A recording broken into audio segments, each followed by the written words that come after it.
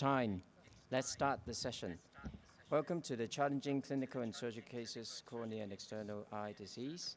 I'm Alvin Young from Hong Kong with my co-chairs, Fischel, currently in America, and Dr. Jayesh. Our first speaker can't make it to India, and we can play her pre-recorded talk. Professor Lingying Li from Zhongshan. Can we play the video, please?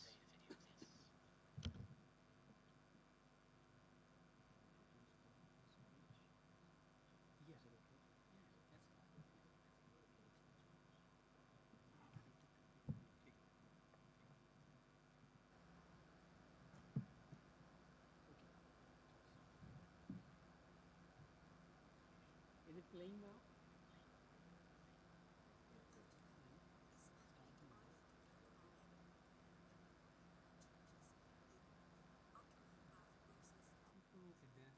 It's a video. It's starting. There's no sound. I don't want to check. It's playing now. There's no sound.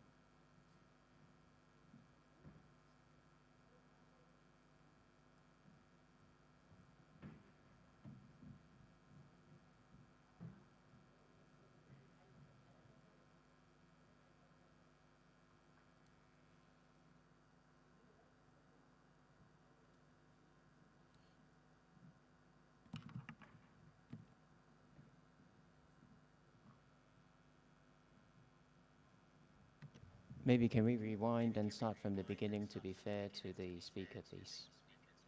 Great honor to talk about lacrimogram and meibomian gland changes in ocular graft versus host disease. I'm Dr. Lin Yiliang from Zhongshan Ophthalmic Center, Sun Yat-sen University. I have no financial interest to disclose. COGHD is the most common ocular complication after HSCT and becomes a new challenge to ophthalmologists. In recent years, we have seen more than 900 patients after HSCT, and we try to understand more about the disease. Today, I will mainly focus on lacrimogram and meibomian gland. Let me start with lacrimogram imaging. Lacrimogram is the early and major organ affected during the pathogenesis of COGHD as inflammatory infiltration and fibrosis. Biopsy, ultrasound, and MRI are commonly used to examine the lacrimogram. However, biopsy is invasive and the resolution of the other two are not high enough. AIOS2025 has been reported to visualize the lobes, ducts, and blood vessels of the palpebral lacrimogram. Although previous study failed to find the positive changes in mild to moderate dry eye by AIOS2025, we think it may have a different story in severe dry eye as COGHD. We enrolled COGHD patients, healthy control, and severe ATD patients to mitigate the concern if the changes are related to severe dry eye of the disease.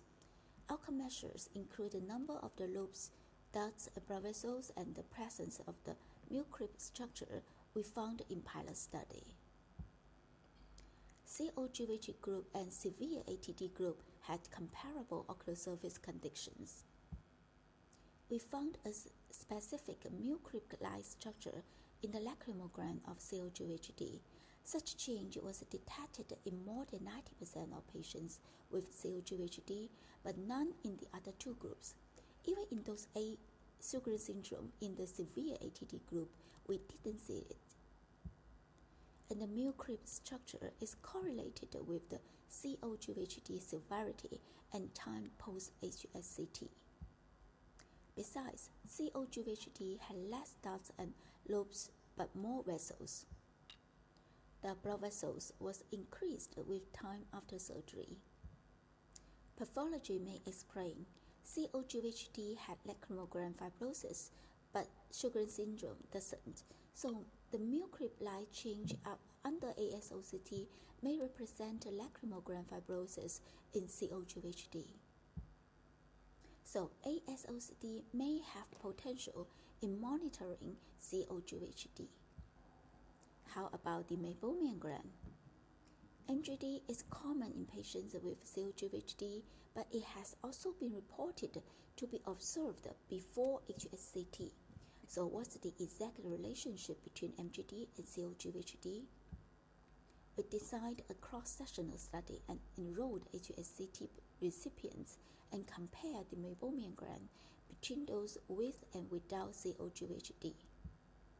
Research showed both patients with and without COGVHD had a comparable high prevalence of MGD, and the two groups presented similar decreased lipid layer thickness and increased Meibo score. MGD is not associated with the OGVHD severity. The acina and orifice diameter were similar between two groups under confocal microscope. Non-COGVHD patients also have meibomian gland atrophy, and patients with COGVHD do have more inflammation and fibrosis in the meibomian gland. So we conclude that MGD was common and evident in patients after HSCT, but it may not directly link with COGVHD. In animal study, we further observed that cytarabine, which is a classical chemotherapy drug, can induce meibomian gland and lacrimal gland pathologies and abnormal lipid deposition. PPAR gamma agonist can alleviate those changes. Besides the structural change, how about the meibomian, the Meibomian quality? We enrolled participants after HSCT and divided them into three groups. The first group is COGVHD patients with prior anti-inflammatory eye drops. Group 2 is the new diagnosed COGVHD patients without prior anti-inflammatory treatment. The Group 3, non-COGVHD control. 52 species of differential lipids were identified. Glycerolipids account for the most, and triglycerides metabolism was the most significant involved metabolism pathway. Comparing with non-COGVHD, new diagnosed COGVHD patients have a decrease in glycerolipids, increase in glycerophospholipids and sphingolipids. We found increased saturated TG and decreased unsaturated TG in COGVHD without treatment. And interestingly, the non-COGVHD and the COGVHD with prior treatment share similar TG profile. Lipid changes were related to OSDI, COGVHD severity, and corneal fluorescein staining. COGVHD severity was negatively associated with monounsaturated triglycerides and polyunsaturated triglycerides. Intensity of the immunosuppression was negatively associated with monounsaturated triglycerides and positively associated with the PCE. So let's make it short. Altered Meibomian is detected in COGVHD and may be significantly reversed by topical anti-inflammatory therapy. It is reported that ocular surface microbiome dysbiosis is one of the plausible causes of Meibomian lipid changes. So the fourth story is about ocular surface microbiome. We included healthy control patients after HCD with and without GVHD. Impression cytology was used to collect ocular surface samples. Species level composition of the ocular surface microbiome was surveyed via metagenomic shotgun sequencing. Results showed bacteria account for the majority of the ocular surface microbiome. Patients after allo-HSCT have an increased inter-individual variation but decreased microbiome diversity. Majority of the bacteria and fungal species presented in the healthy subjects were absent in patients after HSCT. We also detect more types of viral species, especially adenoviruses in the HSCT group. Influence of gender on ocular surface microbiome is known. The mismatch of the donor recipient gender was negatively associated with the alpha diversity only in male recipients. When we compare non-COGVHD versus healthy subjects, we saw decreased microbiota diversity, reduced gene families in the metagenomes, possibly resulting from the elimination of conventional microorganisms. We further compare patients with and without GVHD after HSCT. Corneal, bronchialis, and Pseudomonas were significantly enriched in patients with COGVHD and positively associated with the disease severity. Multiple factors, including chemotherapy, were identified as contributing factors which influence the ocular surface microbiome in patients with COGVHD. So this preliminary data shows that the ocular surface microbiome after HSCT is characterized by a loss of diversity, and the ocular surface dysbiosis is associated with the status and severity of the COGVHD. So our studies I presented today are still superficial, but the results laid the groundwork for the future investigations of the potential mechanism for GVHD. Thank you very much for your kind attention. If you have further questions, please feel free to contact me by email. Thank you. Good afternoon. It's my great honor to talk about lacrimal gland and meibomian gland.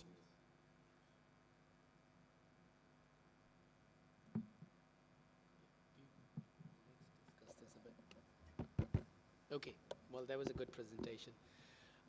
Any questions from the audience? Any comments we can discuss for a bit? I know, but Hongshin, do you work with ocular GVHD? Am I right? In Singapore? Do you want to comment on a couple of things? I know. So, well, I can start. Most of the patients that we see with chronic ocular GVHD, they do have GI involvement. So it's no wonder. The findings of this study where they show the saturated TGs are basically elevated in the meibum in these patients.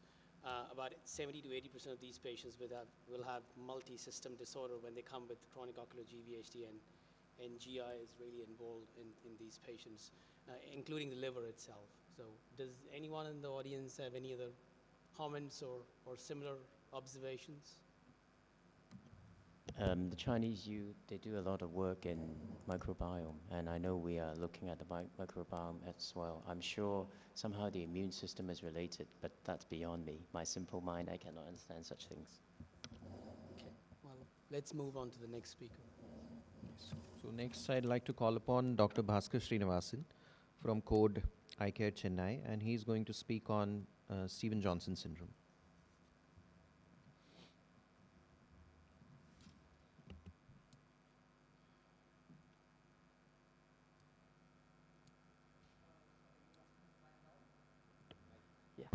A very good afternoon, and I'll be speaking on comprehensive management of Stevens-Johnson syndrome. No financial disclosures. So basically, when you're talking about SJS, it is an immune complex mediated disorder, which is a hypersensitivity reaction. It is life-threatening, and as far as ophthalmologists are concerned, it causes devastating ocular morbidities. When you're looking at the acute stage, you have a blistering disease, you have conjunctival ulcers. And in the chronic stage, you're dealing with dry eye, cicatrizing conjunctivitis, lid margin related issues, ultimately leading to ocular surface failure. You could end up having an eye which looks relatively normal to an eye which gets completely keratinized and dry, where keratoprosthesis might only be the option. So the disease itself gives us what we call as windows of opportunity to prevent it from getting worse. As far as an acute SJS is concerned, we do know now that there is a definite role of systemic cyclosporin, there is a definite role of systemic steroids, and as ophthalmologists, we need to look at the ocular surface to look for conjunctival ulcers on the bulbar or the tarsal surface. And if they are there, then amniotic membrane transplantation in the acute phase, preferably within the first week, does help in reducing the chronic phase sequelae. If you're looking at the chronic sequelae of the disease, you end up dealing with dry eye, lid abnormalities, lid margin keratinization, which is one of the points that we probably would need to highlight, because this is what significantly leads to corneal scarring, limbal stem cell deficiency, and ultimately leading to an end-stage ocular surface failure. We have published our approach on chronic SJS when we said that, okay, in the acute phase, you probably want to look at the amniotic, and this was published in 2014 in Graphes. In the chronic phase disease, you basically can categorize the patients as what you would want to do to stabilize the ocular surface, what you would want to do to tectonically stabilize the eye, and then you look at visual rehabilitation, whether with keratoprosthesis or without keratoprosthesis. So when you're looking at stabilizing procedures, you're basically looking at the use of punctal cautery, you're looking at using the mucous membrane graft to address the lid margin keratinization, use of the scleral contact lenses as such. When you're looking at tectonic procedures, you're basically looking at the use of cyanoacrylate glue, use of either a lamellar or a full thickness grafts. And visual rehabilitation, you're basically looking at options of avoiding a keratoprosthesis, which could either be with the use of stem cell-based therapy, like the Japanese did publish about the use of Comet, or you can look at even doing an optical iridectomy or a cataract to somehow improve their vision and make them self-amenable to their daily work. The option of keratoprosthesis is already there. So between 2014 to 2025, what has probably changed is we also now use Tenon's patch graft as an option for tectonic stabilization of the globe. We've used AIOS2025 as a modality for stem cell-based therapy as far as chronic SJS is concerned. And there's an increased evidence that Mikoff keratoprosthesis might also be useful in some of these challenging cases. So when you're looking at assessment of these eyes, you're basically looking at how severe is the dry eye and how severe is the lid margin keratinization. If the eye is very severe, dryness is very severe and lid margin keratinization is mild, you might just get away with a punctal cautery.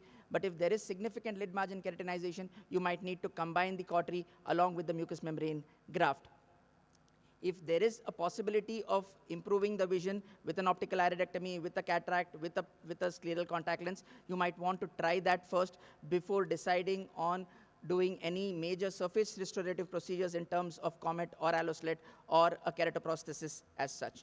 So when you're looking at SJS, if you have to do a surface reconstructive procedures, you would want to preferably avoid an LK or a PK as best as possible, because the moment you do an LK or a PK, to a large extent, the success of these grafts in these eyes is not as good. When you're looking at using AIOS2025 or Comet, you probably want the eye to still be reasonably moist for the cells to survive. As far as a Boston type 1 keratoprosthesis is concerned, it's preferably avoided in eyes with Stevens-Johnson syndrome, and you would probably look at the type 2 keratoprosthesis if at all you're going down the line of keratoprosthesis. So looking at addressing the dry eye, the most simplest way of addressing that would be with a punctal cautery. Do not assume that the puncta gets cicatrized by the disease itself. Actively look for the puncta, and cauterizing the puncta significantly improves the ocular surface. This patient is 2 weeks post-punctal cautery. You can see the inflammation, which is less, and you can actually see the SPKs, which have significantly disappeared just by occluding both the puncta. When you're looking at lid margin related trauma, which causes the blink related microtrauma on the ocular surface, you can actually see that the corresponding area of lid margin keratinization and the corresponding area of increased ocular surface staining. Again, if the upper lid is involved, because the excursion of the upper lid is more as compared to the lower lid, a lid margin keratinization of the upper lid needs to be addressed more aggressively as compared to a lid margin keratinization of the lower lid. So when you're looking at decision making in terms of whether you would offer an MMG as an option, you would basically be looking at grading the lid margin, you would be looking at the patient's symptoms, you would be looking at the ocular staining, you would look at surface keratinization, and you would look at whether you are planning any intraocular procedure in terms of cataract for these eyes. So to a large extent, addressing the lid margin keratinization has become a game changer as far as chronic management is concerned, because an eye which looks scarred and vascularized, where you would have thought of keratoprosthesis as an option, significantly improves by just addressing the lid. So this patient, you can actually see the improvement in the corneal clarity, and the vascularization has reduced, and the surface staining has reduced, all by just addressing the lid margin keratinization without touching the cornea.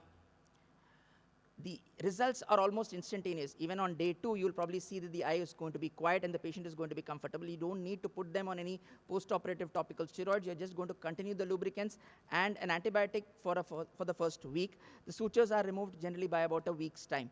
This was a patient who was using a bandage contact lens for the last 15 years because she couldn't open her eyes because of the discomfort due to the lid margin keratinization. And she'd already lost one eye due to glaucoma because of a steroid response.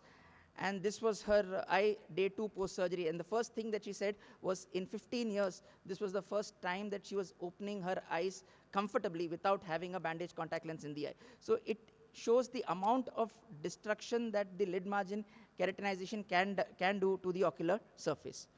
So this is again a patient where we had advised lid margin mucous membrane grafting for the lid margin keratinization. At this stage, the patient refused to get it done. You can actually see that the haze has increased. And then once we addressed it with the MMG, the haze has actually reduced. The vascularization has kind of settled. What is the age at which you can do an MMG? There's no preferable age in that sense. Even a child less than 1 year, we have done it. But obviously, you will want to wait for the mucosa to heal before you plan for the MMG. But if you're doing for a child, you might want to probably do both the eyes at separate times because you might not be able to harvest as much amount of mucosa to cover all the 4 lids.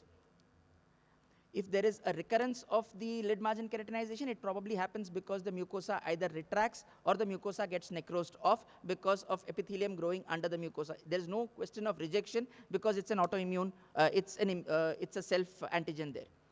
And the management of recurrence is pretty simple. You can excise it and redo it just like how you would do a regular mucous membrane grafting in the primary instance. The most important point here is, when you are replacing a lid margin keratinization with a mucous membrane graft, the thickness has to be commensurate to the thickness that you are removing. If you increase the thickness of the tissue that you are transplanting, you are actually increasing the blink-related microtrauma on the ocular surface because these eyes are already a little bit dry. So if you have a very thick and bulky mucosa that you're putting on the lid, you actually worsen the lid margin induced trauma, and the patients are not going to be happy. So when you're looking at SJS, you need to have all these things in mind when you deal with the patient. You need to assess the stability, you need to stabilize the surface, you need to then think whether you can do anything apart from K-Pro for restoring the vision, and if nothing else works, then the option is for K-Pro. So we'll just go through some cases. So this patient underwent a cautery along with a mucous membrane graft for the lid margin keratinization, then underwent a cataract surgery, and then was given a pros lens. So you have to have everything in your armamentarium to give them as best an outcome that they can get. Again, a patient with HIV-induced, medication-induced SJS also had a bacterial infection. We treated the infection, did the cautery, did the mucous membrane graft, and she's stable now about 5 years, maintaining 6/6 vision in both the eyes with a stable ocular surface. A one-eyed patient with a fungal infection, treated medically, perforated, had a patch graft, then underwent an MMG for the lid margin, and then extracapsular cataract extraction with an optical iridectomy, and then we gave him a pros lens. He's maintaining about 6/18 vision in his only eye. If there is a perforation, you would need to address that with a lamellar patch graft, as was done in this patient, and then the lid margin keratinization was addressed with a mucous membrane graft, then a cataract surgery, and then finally a pros lens. So you have various methods of improving it. You'll need to use each of these steps judiciously. So a cataract surgery in an SJS eye has its own complications in terms of the fact that you don't want the epithelium to break, the fact that the visibility might be an issue, and you might want to use viscoelastic on the surface to enhance the magnification. You would want to use endoilluminator or an external light pipe source for better visibility during the cataract surgery itself. You will have issues with intraocular lens power calculation. So these are cases where sometimes you might even have to actually do a conventional ECC or a SICS rather than doing a phaco based on the visibility that it offers you. This was a patient who had a small perforation, underwent cyanoacrylate glue, but the person who did the glue ended up touching the lens, so ended up having a total cataract. So we had to do the cataract surgery. But again, address the lids and then tackle the intraocular status as such. So these are some of the photos from our publication in Graphes, which basically talks about addressing the stability of the ocular surface, addressing the tectonic stability of the eye, and then looking at visual restoration procedures as such. But what would you do if you have a child who's 8 years old, bilaterally blind now because of SJS with a complete total limbal stem cell deficiency? You can't think of a keratoprosthesis because he's a child.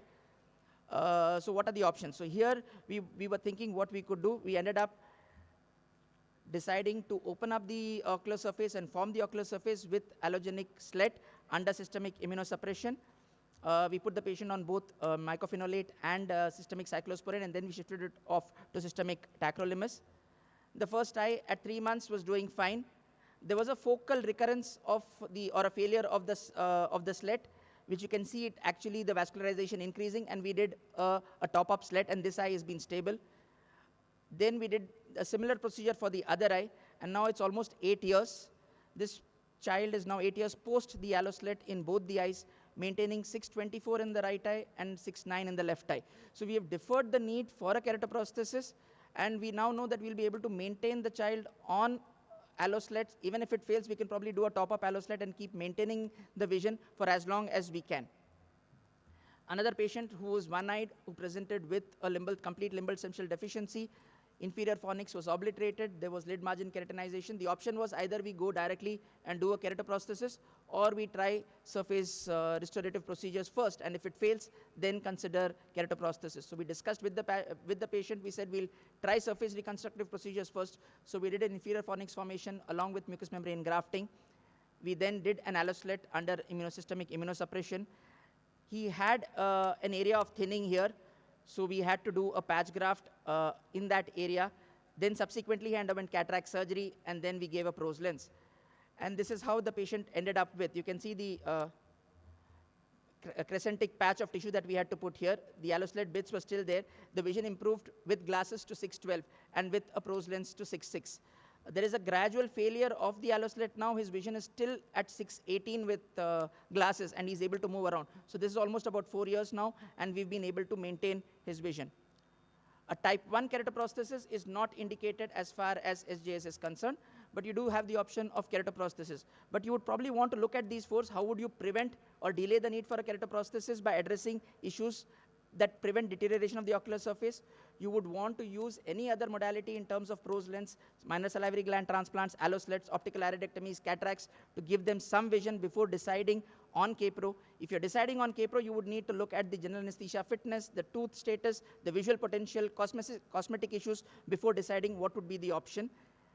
For SJS, the three options primarily would be an MOOKP or a Boston type 2 or probably the Mikoff keratoprosthesis, and we have this publication where we give a guideline in terms of what we would choose in which patient. And over this last 2 decades, we've experienced with around 130 MOOKPs that we have done and almost close to 90 Boston type 2s that we have done. And we do feel keratoprosthesis does have a role. And when you see a patient who's been able to maintain 6.6 vision over 20 years, you know that this surgery has a definitive role in our armamentarium in terms of managing these unfortunate patients. So to conclude, you remember the windows of opportunity that you have in managing SJS. You need to aggressively manage the acute phase of the disease. You need to aggressively manage lid margin keratinization to avoid an end-stage ocular surface disease issue. You need to have an algorithmic approach to the problem. Plan the keratoprosthesis that is best suited for the patient, not something that you alone are comfortable with. And the most important thing is, if you're not doing or dealing with SJS on a regular basis, please refer patients to specialists who deal with it so that at least you don't end up with an end-stage ocular surface which requires keratoprosthesis. Thank you. Thank you, Dr. Bhaskar, for an excellent talk. Any questions or comments from the audience? Yes, please. Thank you, Bhaskar. So, because you're giving quite high-dose immunosuppression for a young patient for your allocelate, is there a withdrawal strategy for these type of immunosuppression? Because So for for the child, we actually, in fact, for all immunosuppressions, we keep the nephrologists in the loop. So since the preferred drug would probably be cyclosporin or tacrolimus for the cell-mediated immunity and the mycophenolate for the antibody-mediated immunity, for the child we actually started off, and since we were hoping that the allogenic cells survive, we started the patient on systemic steroids, mycophenolate and tacrolimus almost about a month before we took the patient up for surgery. We continued the tacrolimus for almost about a year, and then we maintained the child on mycophenolate. The systemic steroids we continued for I think for about a 6-week period. There were periods where there was a failure and we had to top up the AIOS2025, like when I showed there was increasing vascularization. So that time we just hiked up the systemic vice alone. We did not hike up the other systemic immunosuppression. But again, whether we should have hiked up the systemic immunosuppression, those are things we probably will know as we end up doing more and more numbers. On multiple occasions, we get a call from ICU for management of these acute SJS cases. And on those instances, like even opening the eye of those patients is really tough. Is there any specific manner you do it, sir? Amniotic membrane So basically, the opening the eye is going to be tough because of crusts around it. So you will need to wash that with normal saline, rinse that area. The fact that the lids are stuck, if inside it is stuck, that means there's already a raw area there. It's important to stain the ocular surface, and you'll probably need to take a handheld slit lamp with the blue filter to look for ulcerations. If there is no ulceration on the conjunctiva, then there's no role of any amniotic, then you're just going to be giving topical antibiotics, maybe if you feel there's a bit of inflammation, topical steroids, and the systemic medication goes off. But it's important to try to evert the lids and look at the tarsal area, because you will normally, even if there's no bulbar ulceration, you'll end up having tarsal ulcerations there. So if there is an ulceration and it's within the first week of the SJS, then Darren Gregory's paper does show that doing an amniotic in these eyes does reduce the severity of the disease process as far as chronic sequelae is concerned. It doesn't prevent an LMK from developing in all cases because it depends on the severity of the insult, but at least to the extent that you have done what is best possible for the patient. At times I tried talking to anesthetists also, and in cases of SJS, they also they want to keep themselves. See, everybody wants to be safe. Definitely. Everybody wants to be safe. The problem is at that time the priority is given for the life of the patient. But right now it is important. We now have a body of literature which states that these things need to be done. So there's good reference. You just need to speak to your and even if they cannot, if the patient is intubated, it's not an issue. You can just put an amniotic, put a conformer, which at least keeps the amniotic in place. You can use, Dr. Shodosh has published a way of doing amniotic in the acute phase in the ICU. You can just put an amniotic, put a large bandage, contact lens, something to keep the amniotic there so the anti-inflammatory effect of the amniotic sets in. You will have to then think out of the box to try to see how and what best you can do for the patient. But not doing anything in that stage means they will come out of the disease, but they will be bilaterally blind, and then it becomes a very difficult situation as such. We're overrunning quite a bit. Can we, just one last question from GA, please? This is the last question. We have to move on to next talk. We're overrunning quite a bit. I have one question. Why do you recommend not to use steroid after MMG? After mucous membrane grafting, no medication, only antibiotics do you use? I didn't get the question, ma'am. Why not to give steroids after doing the mucous membrane graft for the lid? You don't need steroids. The inflammation is primarily because of the lid margin. So in fact, on day 2 itself, the eye is quiet. So when you don't need steroids, you don't unless there's a lot of inflammation or you've done a lot of dissection. Here, the dissection plane is between the tarsal surface and the conjunctiva. You're not dissecting anything else. So most of these eyes kind of settle down by day 2, day 3 by itself. You really don't need, they are comfortable, so you really don't see any inflammation or the need for us to use topical steroids or systemic steroids. Thank you. All right. Maybe we'll take it later if there's some time. Well, if you have Yeah. time. Yep. All right, I'd like to invite the next speaker, Dr. Velavan. She's going to tell us about limbal stem cell deficiency.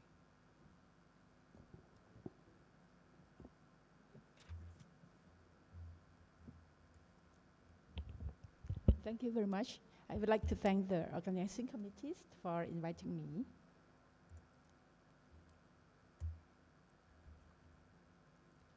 Can I Okay, I don't have any conflict of interest to be declared. Lymphodeficiencies, or LSCD, present significant challenge in ophthalmology. Based on the lymphostem cell concept, there are many ocular surface disease which is caused by the destruction or the hypofunction of the lymphostem cell, as shown in this slide. And how can we diagnose the LSCD? By using the clinical presentation and the investigation, which include the advanced imaging techniques and the cell sampling from the cornea. Starting with the classic clinical signs of LSCD, the 3 C's, which is very well known, are conjunctivalization, corneal vascularization, compromised epithelium, plus the absence of the palisades of Vogt, which you can see in the inset of the pictures here. And from the global consensus on the diagnosis and staging of LSCD proposed by Deng and group in 2019, this picture illustrates the typical wall-like epithelium, which is the conjunctival phenotype with the abnormal delay fluorescein staining. Now we move to the laboratories, and this is how, the first time we diagnosed the LSCD by putting the nitrocellulose paper onto the limbus to cover both the conjunctival and the corneal area. So in the pictures, you can see that the yellow line represents the limbus, while on the right side, you can see a sheet of conjunctival epithelial cells just come out. And on the cornea, there is rarely cells there because of the very tight junction of the corneal epithelium. Comparing to the picture in the lower, which is from the aniridia patients, which is a typical LSCD, you can see that there is no difference of the, the conjunctival and the corneal sides. And especially you can also see in the goblet cells, which is magenta red dots sparsely and distributed all over the area. Furthermore, the immunohistochemistry staining for specific marker from the cell sampling of the cornea can also be used. The CK12, which you see here, is the typical phenotype of the corneal epithelium, while the CK7 and 13 is the markers of the conjunctival epithelium. So if the LSCD, will show the staining of the CK13 and CK7 on the cells that you obtain from the surface of the patients. Using advanced imaging IVCM techniques can also help in diagnosis of LSCD. So on the left pane, you can see that in the normal status, figure A shows the corneal epithelium, and B shows the subbasal plexus, nerve plexus, and the C shows the palisades of Vogt, while in the LSCD, this structure will be distorted, as seen in the conjunctival, the corneal epithelium in D. And you can also observe the goblet cells, which is the hyperreflective dots in figure E, as well as the absence of the palisades of Vogt in F. Another useful technique for diagnosis of LSCD is by using the high resolution anti-segment OCT. So in normal condition, anti-segment OCT will demonstrate the normal and regular thickness of the hyperreflective layers of the corneal epithelium and the normal limbus structure. While in the LSCD, as you've seen in the middle picture, you can see that there is irregularity as well as the thinning of the corneal epithelium, showing by the corneal epithelial thickness map in blue, whereas this corresponds with the Silian picture on the left-hand side, and there will be a loss of the palisades of Vogt and the limbus structure as seen here. Lately, in a recent paper by Dr. Gittipibun and Deng, proposed that there are 3 diagnostic patterns of the epithelial map as shown in the slides here. And also they propose a diagnostic algorithm of the LCD by using the clinical pictures followed by the ASOCT, IVCM, and impression cytology in case where you have doubt. How we stage the LCD? So a staging system was proposed by Deng and group in 2020. They used the severity classified in stage 1 to 3, where stage 1 is the involvement of the peripheral cornea, where stage 3 is when the disease involved in the center part, plus the ABC, which stated the degree or the percentage of the limbal involvement from 50% in A to total limbal involvement in C. The management of LCD starts from optimizing the condition of the ocular surface, which can be done by lubrications, improving tear film, and anti-inflammatory treatment before proceed to the surgery. The main surgical options suggested here, especially in the more severe LCD, such as the stage 2B and stage 3. It depends on whether the disease is unilateral or bilateral. If it's unilateral, that means the limbal tissue from the other good eye can be used, for example, the autoclad or autoslet. Whereas in the bilateral diseases, you have to use the limbal tissue from the patient's other eye, as in allosclet, alloslet, or even use the oral mucosa. At King Yeongon Memorial Hospital, we use the autoclad and alloclad and comet as the main surgical treatment for LCD patients, and use the denuded amniotic membrane as a substrate, which I'll show you some of our results. This is the autoclad. So in unilateral diseases, you can see that we need to do 2 by 2 millimeters excise from the other good eyes of the patients, and then send it for culture.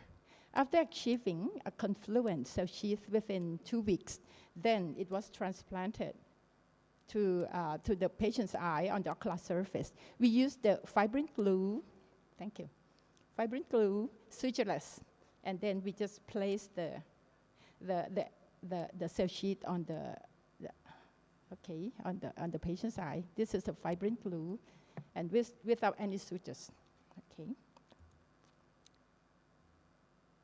And we achieve 89% success rate at 1 year. And here in the slides here, you can see the preoperative and the postoperative pictures of the patients.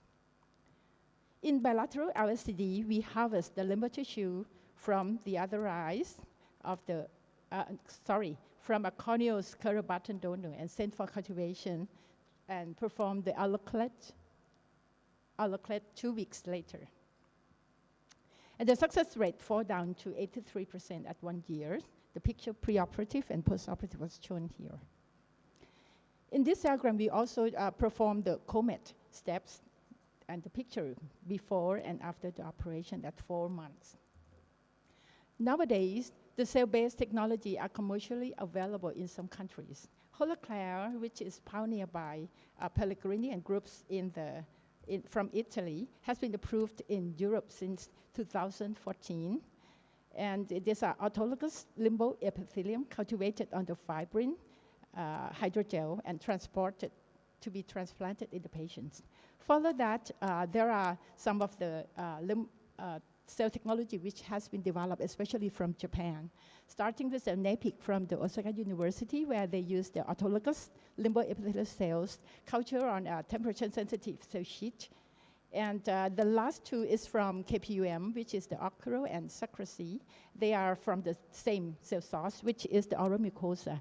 But Ocro is on the collagen gel, which is for the corneal indication, and the Sacracy is on the amniotic membrane. That's for the conjunctival reconstruction. But these cell-based, which even though it was commercially available, but is at a very high cost, and it can be non-refundable or partially refundable in some of the countries. So the availability is something which is still is a difficult. And this table from a review literature showing the anatomical and the functional success rate in different surgical procedures. Even though the SLED seems to have a little bit higher outcome in terms of the anatomic and functional, but you have to be important to note that the result is from different techniques, different case series, a lot of bias, and especially the lack of the accurate criteria to define the outcome success. This picture showed the different stem cell-based therapy, cell source and the cell carrier, and the alternative administration of the root. So in the future, we are going to see different cell source, for example, the MSC or the iPSC, and also the different types of the cells carriers. So in conclusion, LCD present significant challenge in ophthalmology. It can be diagnosed by classic clinical science. And by now, using the advanced imaging technology, AIOS2025, IVCM, and the biomarkers.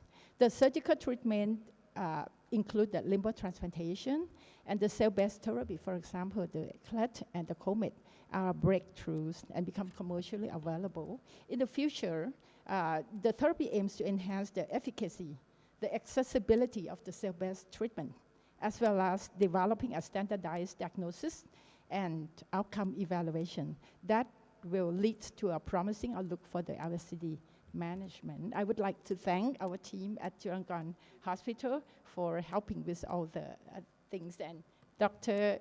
Labhanat for helping with the slides. Thank you very much.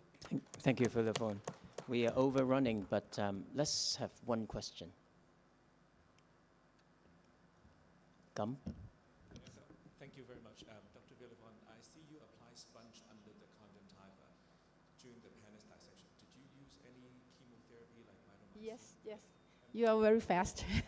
That is a procedure that we do, especially in the active cases. So in active vascularization, for example, in some of the Steven Johnson, we also, at the same time as penis removal, we put the MMC sponge in order to inhibit. Yeah. Thank you for the phone. Our next speaker is Kam Gawai from Hong Kong, my colleague. He's going to speak on real-life applications of SLED. Kam, please.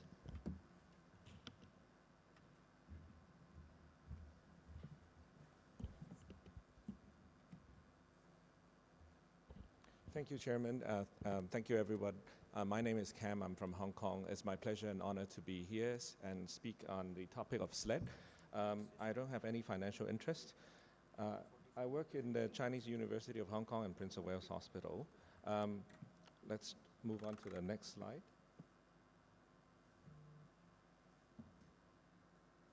Okay. So SLED is originating from India. It's a ocular surface reconstruction procedure where you have a total limbal stem cell deficiency. You harvest healthy limbal stem cell from one eye. You move on to the sick eye. You dissect. You remove the penis. And then afterwards, you expose the corneal surface. You put a piece of amniotic membrane on top. And then afterwards, you stick the explants from the healthy eye onto the corneal surface. And then afterwards, you put a bandage contact lens. I'm very lucky to have learned this technique from the two masters, Dr. Virender Samwang and also Dr. San Basu, I think 7 to 8 years ago at LV Prasad Eye Institute. So just now, Dr. Villafon touched on the efficacy of, SLED. This review article showed an overall success rate of about 80%, and most patients had a 2-line increase in vision. So what do we mean by success is defined clinically by a stable epithelialized surface without vascularization. So on the contrary, failure is defined by the occurrence of conjunctivalization, especially in the central cornea, or the recurrence of a persistent epithelial defect. So the SLED journey started in Prince of Wales Hospital after my return from the SLED workshop in 2018. We did the first autologous SLED in August 2018. A few years down the line, we did the first allogeneic SLED for visual rehabilitation. And so far, we have only collected 9 patients, 9 eyes, a very small number. So today, we go through some of these cases. The first patient is Mr. Low, who's a 50-year-old gentleman with very bad alkaline injury to the left eye with a Duos grade 6 classification. He received multiple amniotic membrane and tarsorrhaphy before the eye can epithelialize. And about a year after the chemical injury, he had a SLED surgery done. We transplanted the right eye healthy limbus to the left eye. This is what we see on day 1, week 2. And then on AIOS2025, you can see the explant sitting on top of the amniotic membrane on top. And then at week 4, there's an additional layer of hyporeflective corneal epithelium. So this is what he looked like at 4 months. At that time, you could see the pupil margin. He had a dilated pupil, 360-degree PAS, and a white cataract. So I decided to challenge myself and did an ECC on him, and this is what he looked like 6 months after the ECC. So at that moment, I thought, oh, there's a vascularization. Does it mean the SLED had failed? So we repeated the AIOS2025 at that juncture and look at both eyes. The donor eye and the recipient eye both show the hyporeflective epithelium. And I also did a confocal examination to look at the recipient eye, showing that there's normal corneal epithelial cells. So perhaps the slit is not yet completely failed. So we move on to visual rehabilitation by performing a PKP, amniotic membrane, and also tarsorrhaphy about 2 years after SLED. And this is 6 months after the PKP. He had a clear graft without vascularization. He had a vision of 5/200 and aphakia.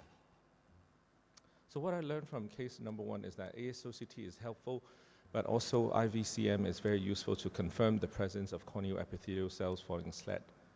Second case is Mr. Chung, a retired tailor who had left lower lid basal cell carcinoma, repeated excisions, topical chemotherapy, vision dropped to 2200 with a partial LSCD.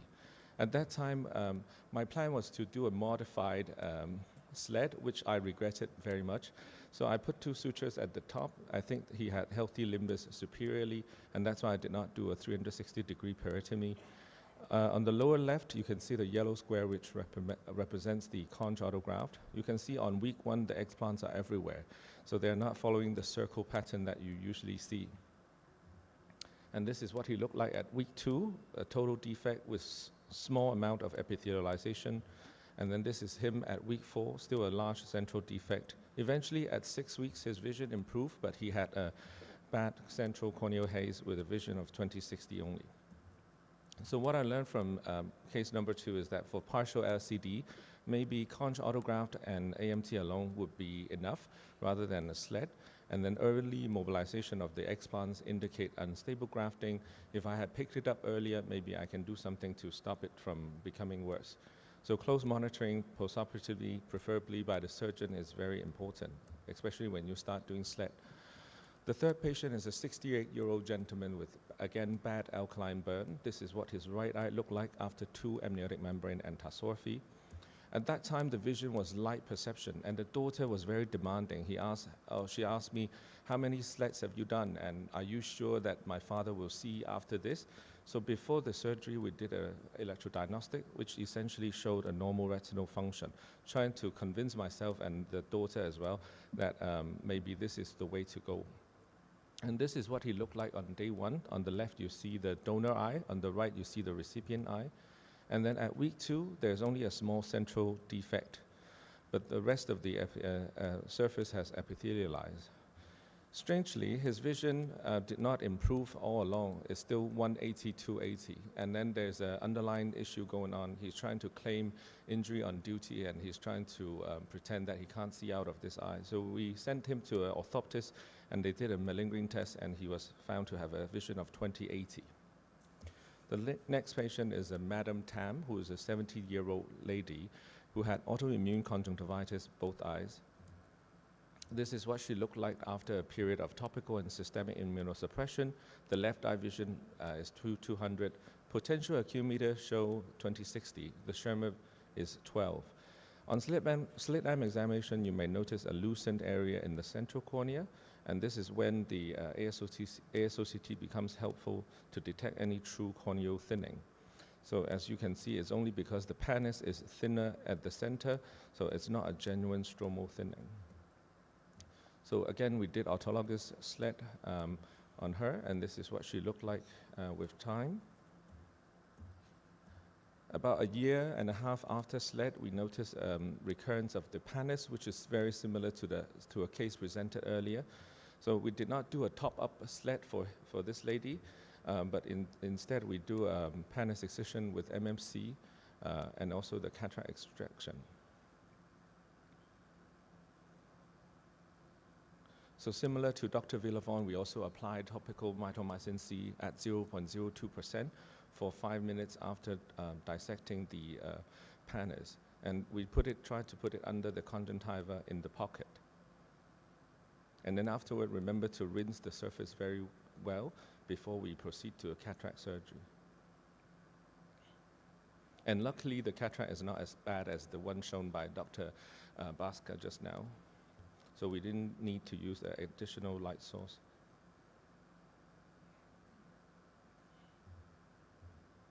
So this is the pre-op. Post-op, 1 week, she had an epithelialized surface, and this is 1 year after the phaco. She had a vision of 20/40 in that eye. So lessons I learned from these 2 cases is that pre-op EDS and PAM may play a role to predict the outcome after SLED. And we have to be prepared to deal with malingering or functional visual loss in some of these patients. And then pre-op OCT is very helpful to detect any true corneal stromal thinning so that you can anticipate the risk of intra-op corneal perforations. And finally, with the progressive PANIS, maybe excision with intra-op MMC would be another alternative to a top-up allo-SLED or SLED. So now we have done a few autologous SLED. Let's move on to allogeneic. This is a 62-year-old female with bilateral pseudomembranous conjunctivitis. Biopsy showed isolated ocular pemphigus. And she defaulted follow-up, returned later with bilateral total limbostem cell deficiency.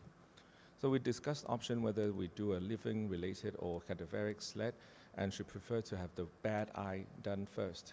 That eye had reduced Schirmer score and also a lot of stromal scars, and it did not end well. The defect returned after 1 month after the allo SLED. But nonetheless, she's keen to go on to the other eye, and this is the surgery for the other eye. We obtained the limbo stem cell from a donor, a cadaveric donor, very similar to how we do it on a live patient. We cut away the conjunctival tissue, and then we harvest the limbo tissue.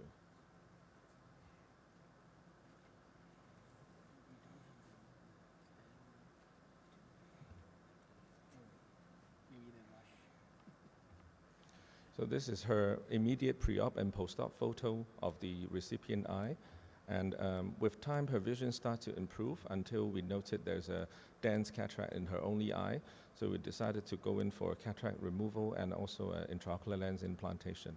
And gradually, her vision improved to 2100 at 1 year post-op. So a summary to the real-life application of SLED is that we have to select our patients very carefully. Note the poor prognostic factors, for example, dry surface, and try to do autologous before you try allogenic. Meticulous surgery is very useful. I attended the workshop at LV Prasad to get proper training and how do you handle tissue, how do you handle amniotic membrane and also the fibrin glue. And also postoperative care is important. Consider adjuvant therapies like punctal cautery, tarsorrhaphy, serum tears.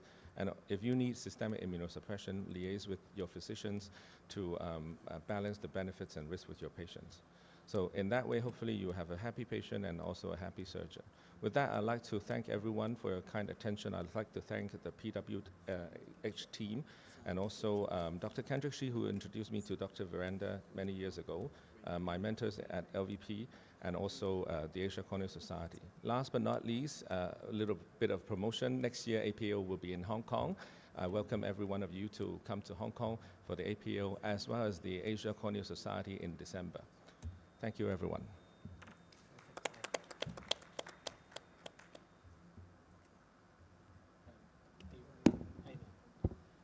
I think we have time for a question if somebody has one, please. Not a question, just a comment.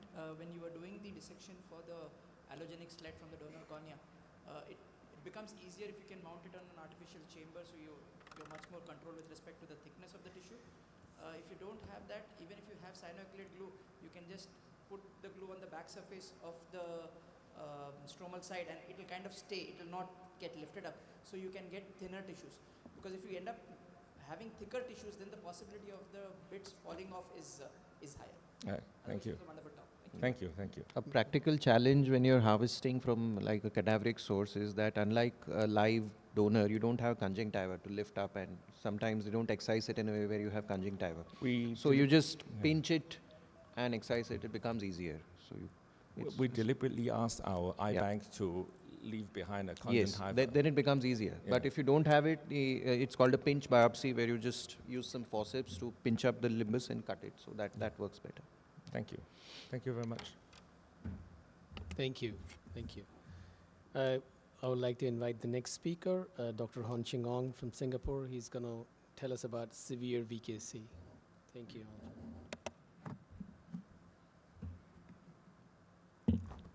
Hi, good afternoon. I'm Hon Ching from Singapore National Eye Centre. I'd like to thank the APO Scientific Committee for the invitation to give this talk on severe vernal keratoconjunctivitis. I have no disclosures relevant to this talk to declare.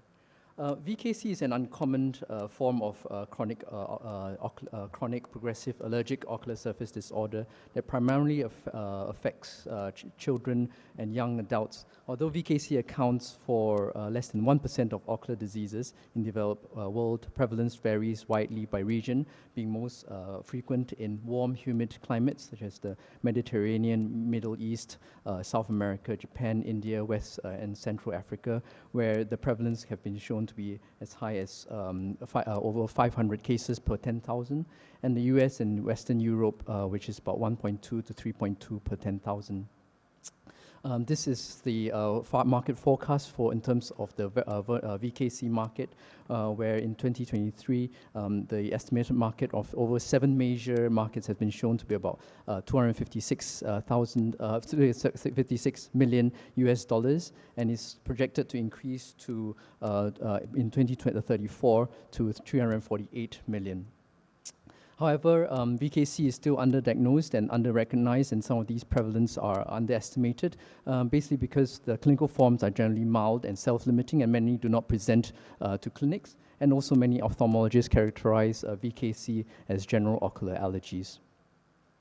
VKC primarily occurs in children and generally resolves around the time of puberty, but 10% of VKC occurs in adults. Consequently, 2 age-related variants of VKC have been described: early onset VKC, which manifests during childhood and persists into adult life, and also the late onset VKC, or the de novo, which occurs after puberty.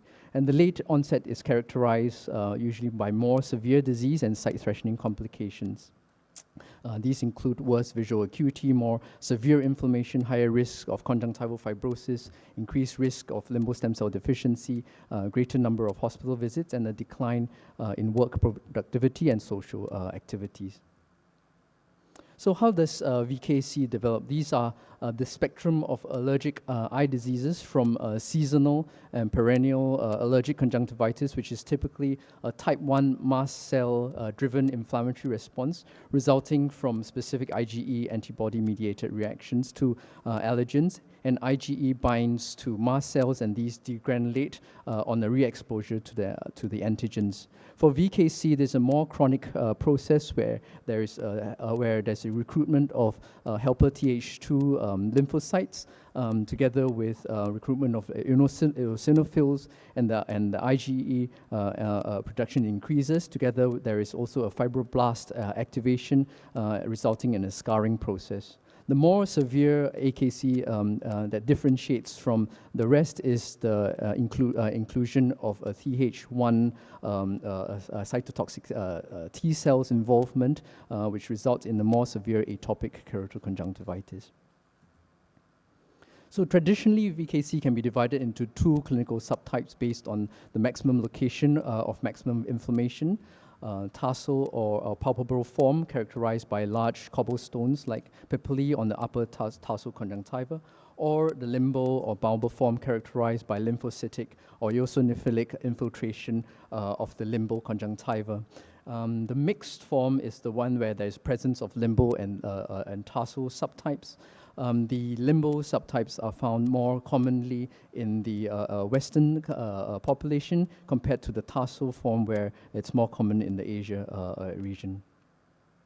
Ocular surface damage as a result of repetitive eyelid trauma and VKC-associated inflammatory activity can lead to corneal complications such as superficial punctate keratopathy and macroerosions. Plaques can also form when inflammatory debris accumulates at the base of the shield ulcer. Chronic inflammation leads to limbal stem cell deficiency, corneal opacity, and vascularization. Chronic eye rubbing results in keratoconus, and because of the disease itself, severe VKC, together with the chronic use of steroids, it can result in increased risk of cataract development, and in allergies is mostly the anterior subcapsular cataracts and also glaucoma. So there is now sufficient evidence of a dysregulation of ocular surface microbial communities in VKC. And this is a study showing an alterations in the relative abundance of predominant bacterial phyla, as well as fungal families in the conjunctiva of individuals with VKC compared to healthy matched controls. And this is thought to be important both in the immunopathogenesis of VKC and other allergic eye disease itself, and also results in the susceptibility to other infections such as your bacterial keratitis. There's also large population studies that have shown that severe atopic diseases are associated with hepatic disease. So unlike hepatic keratitis, they are not associated with allergies. These are often bilateral. So controlling the signs and symptoms of VKC can be a challenge even for experienced ophthalmologists, and where possible, a collaborative approach between patients, their primary care physicians, medical specialists such as dermatologists should be considered. This is a stepwise approach which is published in Frontiers, where from the management of vernal keratoconjunctivitis in Asia, or MOVIA expert working group, where there is a stepwise approach in terms of the diagnosis, management, and also of these VKC based on disease severity. So I present a case of a refractory limbo vernal keratoconjunctivitis, and this is a 24-year-old female patient with multiple presentations to a general clinic with bilateral eye itch, pain, watery eyes, blurring of vision, and was treated as allergic conjunctivitis with varying courses of topical steroids and antibiotics. And between when she was seen in the general ophthalmology clinics, her vision maintained at around 6/9 vision. But she was lost to follow-up, unfortunately, and then for a while, and then presented again with a drop in her left vision to hand movements only. And she was referred to me on the same day as a conjunctival lesion, or CIN, or query lymphoma. So this was how she looked like, but this is obviously not CIN or lymphoma. The white patch that you can see is infiltration of inflammatory infiltration of the conjunctiva and limbal tissue due to severe inflammation from her allergy. So she was started on topical steroids, antibiotics, and antihistamines and tacrolimus. And on the same day, she was also given upper lid subtarsal triamcinolone. I've worked her up for systemic immunosuppression just in case. And 3 days later, she still looked the same. And so she was started on 1 milligram per kilo of oral steroids. Upon visiting, her history was noted that she had many cats at home with a long history of habit of rubbing her eyes. She underwent an allergen testing, which showed significant IgE against house dust mite and also cat fur. And she was advised to have a cat holiday, but unfortunately this proved to be difficult. And although the inflammation improved with the oral steroids, it still did not completely resolve. So she underwent a bilateral papilectomy with mitomycin C and amniotic membrane graft. So this is a surgical video. Her lids were everted with oral silk, lignocaine, and adrenaline was injected into a tarsal conjunctiva. And this was followed by extensive papilectomy. And the important thing is to meticulously remove papillae. And you can see that it's all been removed, and this application of mitomycin C on the tarsal area. An amniotic membrane was applied to the upper lid tarsal area and secured with sutures and also fibrin glue. Because she had an epithelial defect, she also had an amniotic membrane over her cornea. So she was referred to the dermatologist for severe allergic eye disease despite her systemic oral prednisolone for systemic immunosuppression. And they started her on oral cyclosporin. In addition, also gave her Montelukast and also other antihistamines like loratadine. But as you can see, she is still inflamed despite the immunosuppression, despite the papilectomy, despite the amniotic membrane. So I took her back to operating theatres for a bilateral papilectomy, further papilectomy, and also mucous membrane graft. So this is a surgical video showing her mucous membrane graft. So the lid is everted with oral silk passed through a lid, and cotton buds were used to reduce the bleeding. The extent of the papillae on the tarsal surface was noted, and also subconjunctival incision was made posterior to the lid margin 1 to 2 millimeters from the edge of the papillae. And this is slightly different from the the mucous membrane graft performed for lid margin keratinization for SJS. So the important thing is to excise the papillae, and this was also repeated for her on the lower lid.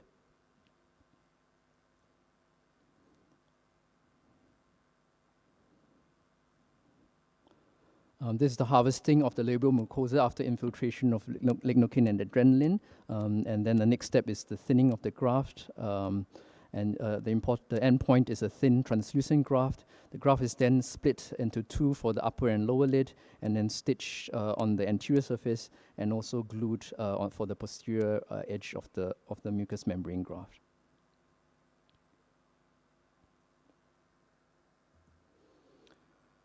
So you can see that after mucous membrane graft, her eye completely quietened down, similar to what Dr. Bhaskar showed for the SJS patient. And due to a chronic inflammatory process and limbo stem cell deficiency, she unfortunately developed corneal scarring. And it was, before the mucous membrane graft, it was very difficult to examine her eyes due to extreme photophobia. And it was only after the mucous membrane graft that she was able to open her eyes, and the examination became easier. Oops.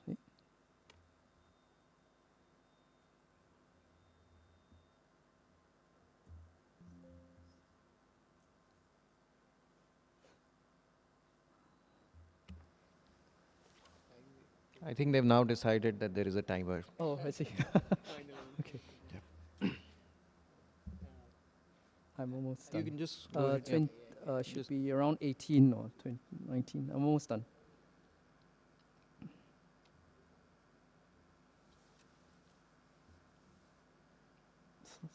Oh, I do? Okay.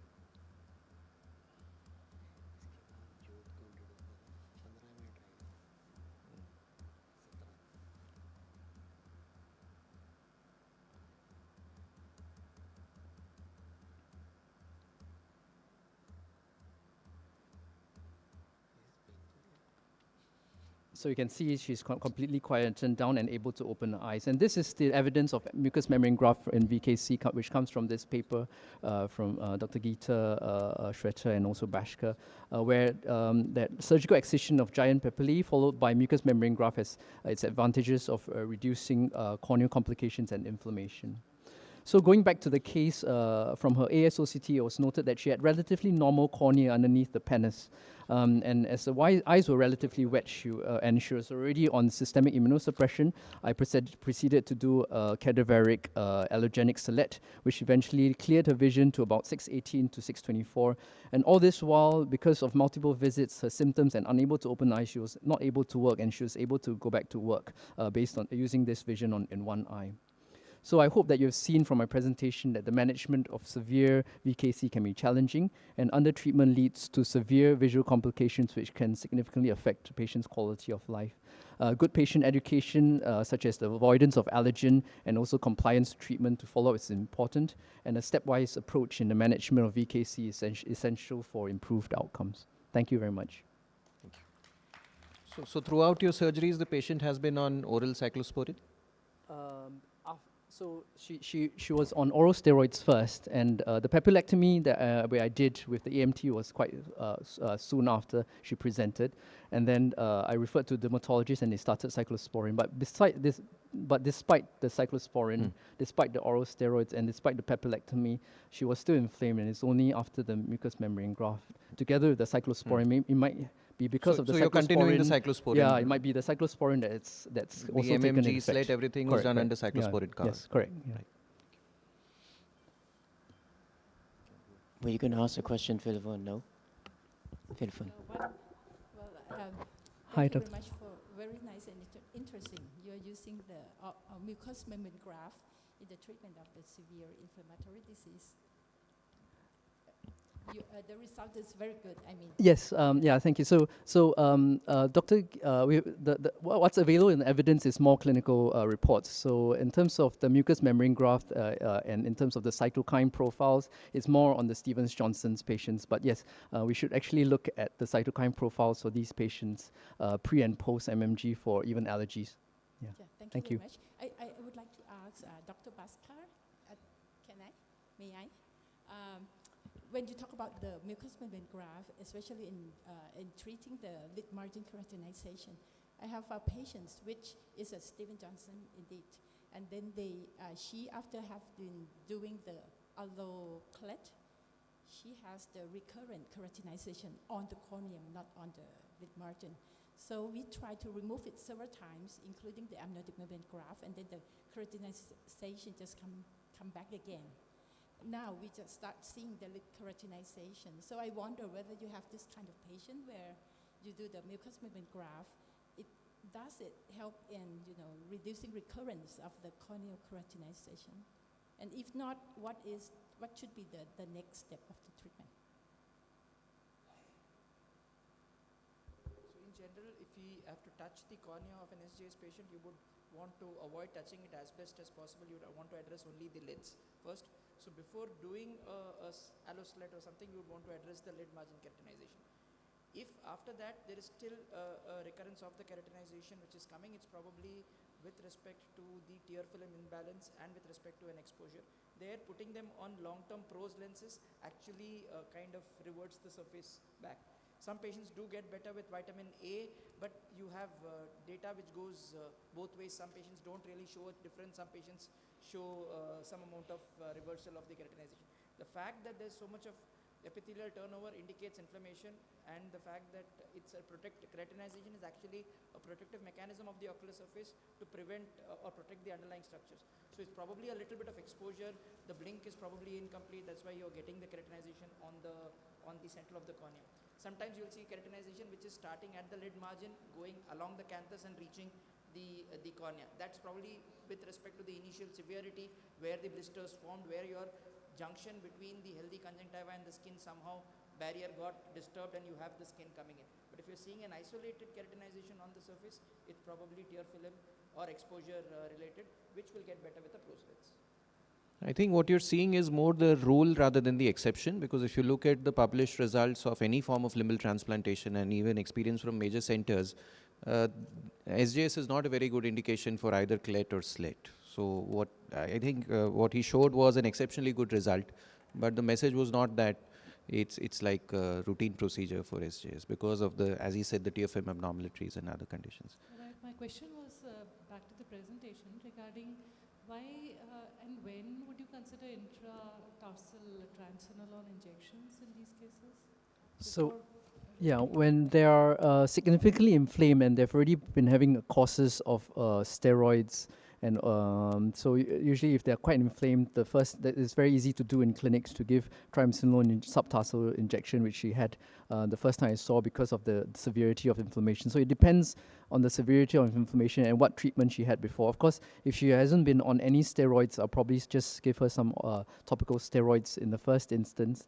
Then the next step is to give the injection, the triamcinolone injection. Take that as the first line of therapy before going for surgical. Could you do that before going for further surgical procedures? Yes, so that's what she had. So she had an injection first, and that didn't help. And after 3 days, I started on oral steroids, and then and again that didn't help, and then it went. So it's a stepwise approach.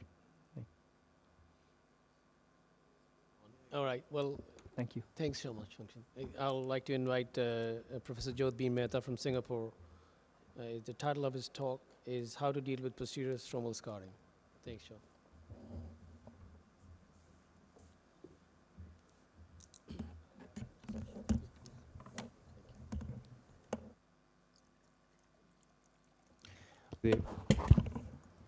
While Jot is getting ready, after Jot's talk, we're going to have a few questions, and then may I invite all the speakers of this session to come up for a photograph afterwards.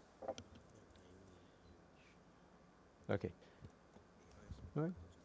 So, somehow lost some of my slides. Okay. So I thank the organisers for the kind invitation to talk in the symposium on challenging cases. So we're switching back to the back of the cornea now. We've had a lot of talks on ocular surface. So I'm going to talk about how to deal with posterior stromal scarring. This is my disclosures. Can you make the slides? Some of my slides are missing. The edge of the slide is missing. Okay, that's great. Okay, so all of you will be aware, obviously there's been a changing phase of corneal transplantation over the last decade and a half, and endothelial keratoplasty now is overwhelmingly becoming the most common surgical procedure that we do. But the downside of basically EK, whether you do DSEC or DMEC, is of course it doesn't replace the stroma. And many patients present with advanced corneal stromal scarring, as we can see in this example over here, especially in Asia, where they may actually present late to the clinician to undergo some sort of therapy itself. And of course, when you have severe stromal edema, it can be very poor visibility for doing any form of EK surgery itself. Some patients may present with more severe scarring that goes all the way down to the posterior part of the stroma, so then you may think that we need to basically do a full thickness graft as well. And of course, in children, when there's issues with basically posturing postoperatively, that may require multiple GAs. If you're doing basically having to get rebubbles for your DMEX, then of course this can be an issue when we're thinking about planning for surgical procedures in the future as well. So when we think about posterior stromal scarring in general, you can classify this. I mean, this is just something that I just came up with just when I was talking about preparing this talk. Primary or basically secondary. Primary scarring you typically see in cases of Fuchs. We see this quite a lot more in Asia than I used to see in the UK, where behind the guttae you've got a fibrillar layer matrix down of extracellular matrix on Descemet's membrane itself, and that's required. You need to remove the Descemet's membrane in such conditions itself to try to improve the visual acuity, and the visual disturbance is not occurring from the guttae alone. Or you can basically have secondary cases of corneal edema. This can be related to basically severe corneal edema, post-infectious keratitis. Typically, I see this with herpes simplex, or it can be basically iatrogenic, either from basically post-surgical trauma, or it can basically be glaucoma device-related. And these are the three I'm going to talk about and how we're going to basically manage these in a little bit more detail. AIOS2025, I think, is really valuable to basically give you an idea of basically how to manage these cases. And looking at basically the folds on the posterior stroma with AIOS2025 will give you an idea of the chronicity of the scarring itself and also the signal. And that will then basically determine what kind of surgical procedure that I will do in each of these cases. So in the one above with severe corneal edema, corneal thickness may be around about 1,000. But if you look at the folds in general over here itself, you can see that the signal above and below the fold actually is quite similar. So it tells you that basically this is not a chronic scar that you can see basically present. So it's possible to remove this. Once you remove the Descemet's membrane, the scarring and the fold should basically come out. While in this case below over here, related to herpes simplex keratitis, these are fixed folds, and you can see the change in the signal and the thickness of the fold itself actually is all the way up into the base of the lamellar graft itself. So in this situation, just doing a standard DMEC is basically not going to help you, and I'll show you basically how we deal with this. And in this situation over here, where you have basically a tube, this tube was done in the States. They put it in the inferior fornix for some reason, and it was basically causing a lot of fibrotic damage at the inferior part of this cornea. While here again, if you just do DMEC alone, it's not going to basically be able to get rid of the scar, and I call this DMEC plus, and I'll show you basically how we basically handle this case. So let's look at that case with the tube. This is a 54-year-old Arabic guy. He basically had bilateral POAG. He had his tube done in the United States in Bascom Palmer in 2011. Left eye had basically quite a difficult course following trabeculectomy. His pressure was well controlled on both eyes. Visual acuity was 618, but he had this chronic inflammation inferiorly. This is basically where his tube is over here itself, and he was seen by the glaucoma service, and then he was sent to me to have a look about what to do with his cornea. You can see over here in this area, this is the inferior tube, and you can see here on the slit beam over here where he's got very localized edema. Even the tube is actually not touching the cornea itself. You can see the anterior placement of the tube is very close to the transition zone, and of course basically you can see that he's already got basically early decompensation around this area of where the tube is basically placed. This is what his AIOS2025 basically looked like. So you can see the inferior improved thickening in the inferior part of the area, but the normal epithelial basically thickness. So we followed him up over time. So as he basically came back every sort of 3 months, you can see that the edema is slowly basically creeping up. Now it's basically midway, and he's getting basically epithelial edema on the surface. Now you can see his central basically corneal scarring has got to basically 729, and then he basically got worse up to basically 749, and now you can see he's got complete almost corneal decompensation. Maybe this area at the top over here is not decompensated, and this is what his eye basically looked like. It changed from that situation literally over a 6-month time period to this situation over here itself. And now it's a little bit more easier to see those fixed folds that you can see in this area over here itself. And this has occurred because he's got basically some inflammation above Descemet's membrane. So if we look at basically the OCTs now here in a little bit more detail, this is basically the relevant OCT from this scan. And this is basically what his OCT basically looked like following much, much more severe edema. What you can see is if you look at the area of where he's got this basically posterior fold, this has become much, much more mature, and there's a change in the signal on the AIOS-OCT. So tell you this scarring has become basically much, much thicker. And this is basically what he looked like before I basically took him to surgery. So his whole cornea now is thickened to about 1,000 microns. And you can see this elevated mass of scarring over here above basically Descemet's membrane. So what that means is that basically it's interfering with around the level of Dewey's layer. So if you just basically do a DMEC, you're still going to leave the scarring basically back there in the same situation.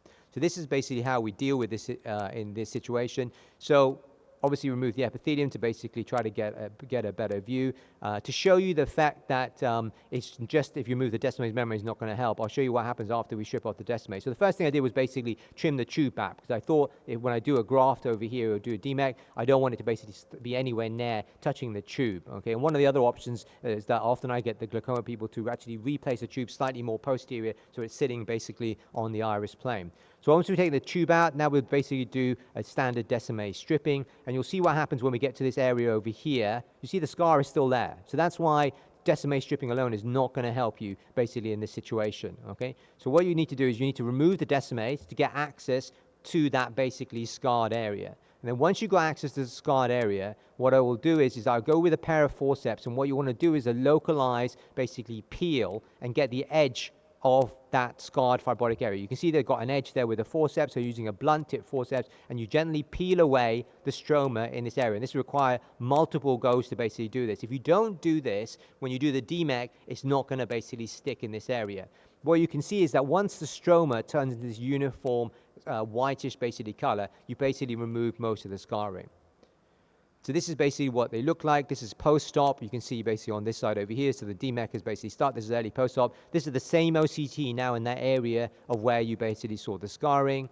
And then this is basically what it looks at high basically power view in this area where you can see the scarring is basically completely gone in this area. So doing a localized fibrotic stripping of that area of thickened tissue will allow you to basically clear this area. But you shouldn't just put a DMEC alone there itself, because the scarring will basically remain, and also you can increase your risk of basically getting a detached rim. Okay, so what about that fixed fold? So this is that lady actually one step slightly earlier. She's a 72-year-old Chinese lady, previous history of herpes simplex keratitis. She's pseudophakic in this eye. The herpes simplex lipid basically got worse. You can see this basically from the clinical photographs. The vision had dropped down basically to count fingers on this side.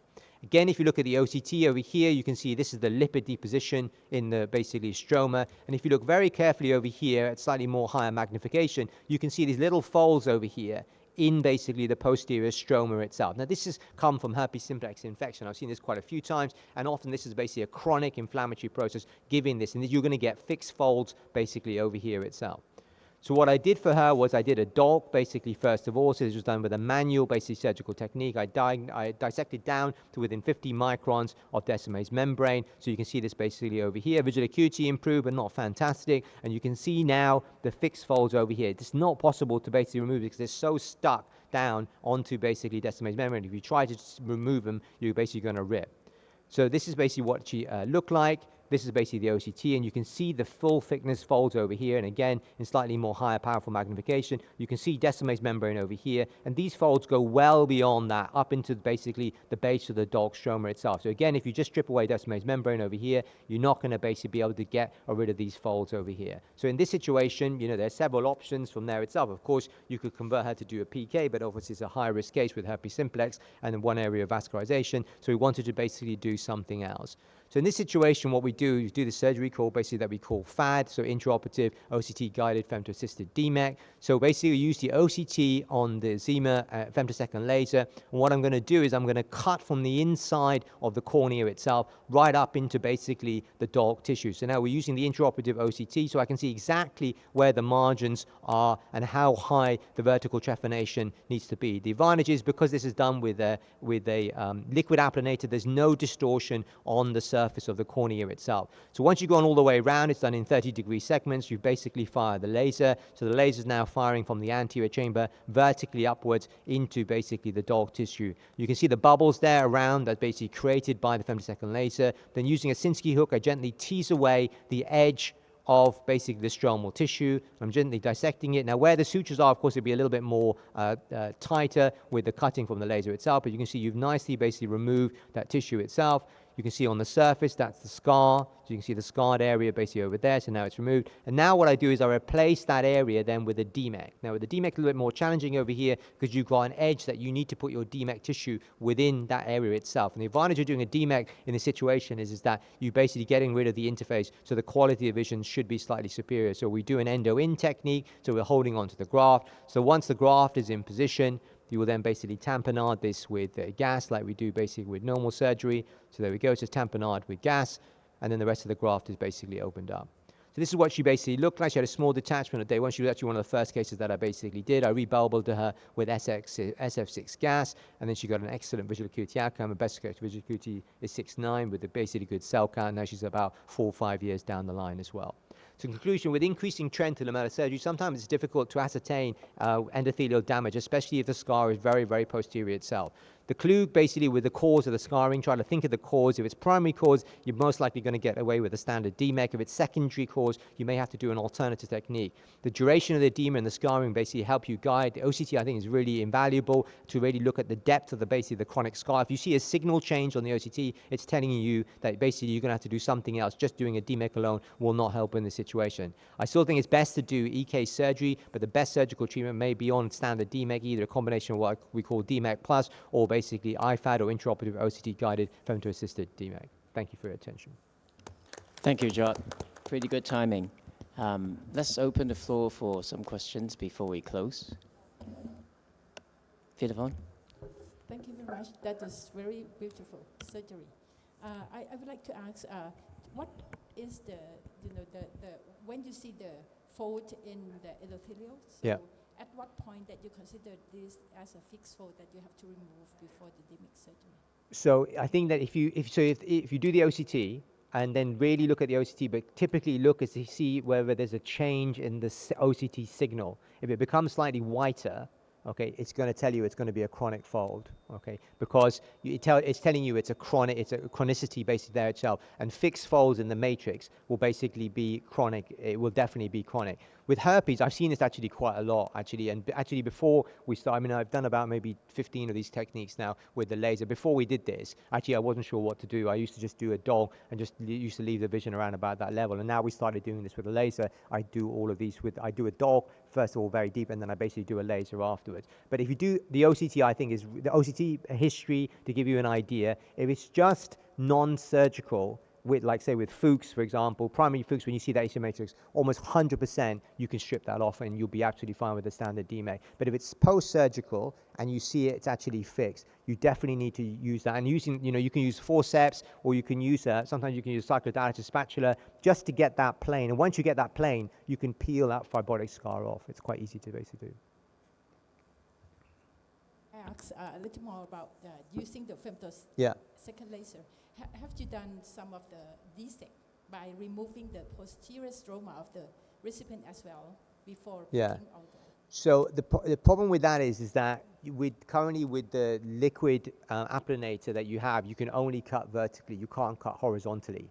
So that's the issue. So I tried to do one, but the problem is that to do a horizontal cut, you need to use the flat applanator. So we do it for DOLC when we do big bubble, but we don't do it for EK surgery because the problem is that when you're basically applanating down, you don't get a very even plane in the posterior stroma. Now, there is a new upgrade coming, and we're working with Zima to be able to cut a horizontal line with the liquid applanator. So when that comes available, then that might be possible. Yeah. Okay, thank you, Jot. I think time's up because he's holding a sign. That was a great session, and I really enjoyed it. I hope you have enjoyed the session as much as I had. Thank you, India, for hosting the APAO. It's my first time in India, and I love your country.